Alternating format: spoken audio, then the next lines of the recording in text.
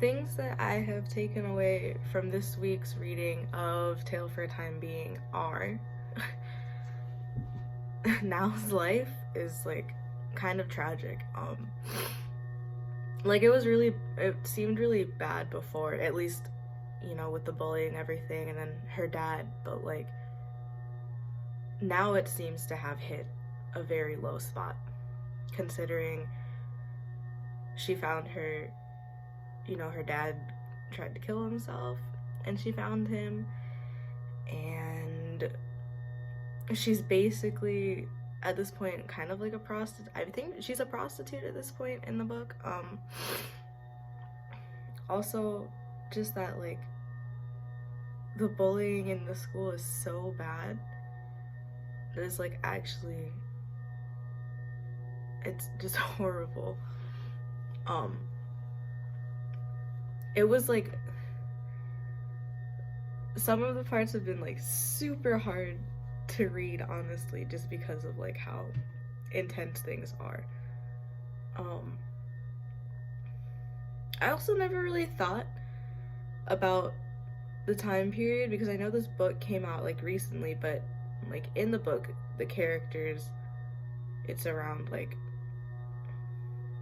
the diary starts around like pre-2000, pre 9/11, which is like 2001, and it feels like it's such a more recent time. And I think even like it kind of touched on that when it goes to Ruth's point of view, like the conversation where she got the email back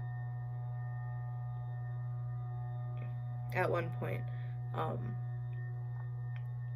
and she's like, it's urgent, this girl's dad is gonna kill himself, and she's a prostitute. I have to get these things back to her. I have to tell her, the translations of this journal that her Haruki her number one uncle like left and stuff. But she's reminded by Oliver that like this is an old journal. She's not, Nao is not like 16 anymore. She's probably in like her mid-20s or something.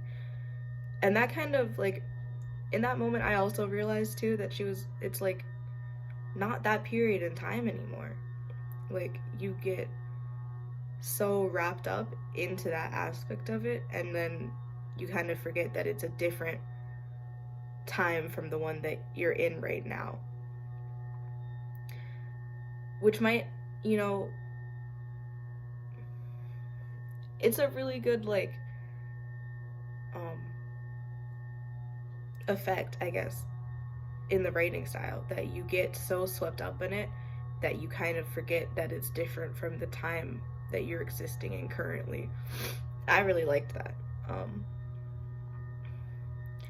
I think it's also interesting that like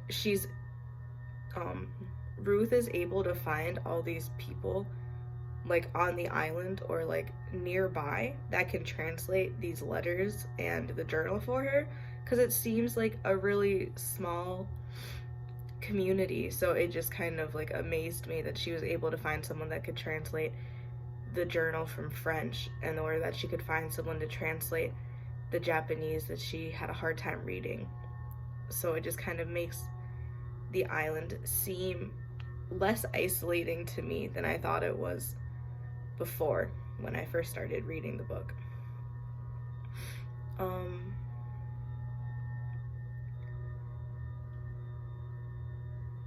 think it was before, I was just kind of thinking that like, when the crow stuff happened, I was like, maybe that could be like now, kind of watching over them, or like just some kind of being that was significant. And then after reading like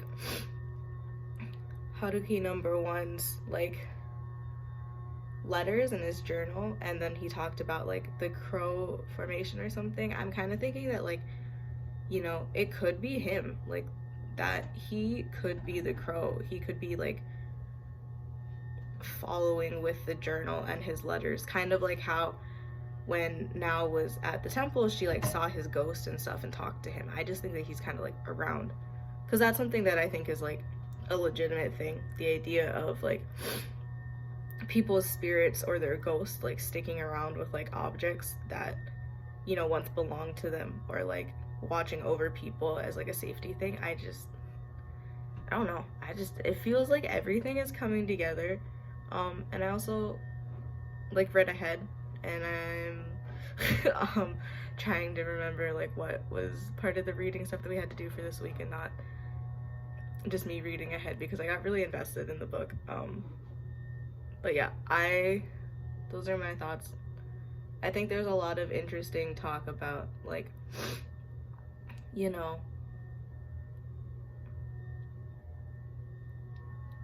circumstantial things where it seems like one event leads to another, and then it all piles up and kind of overflows and becomes an overwhelming chain of events. And I feel like that's a lot of what Now's life is, an overwhelming chain of events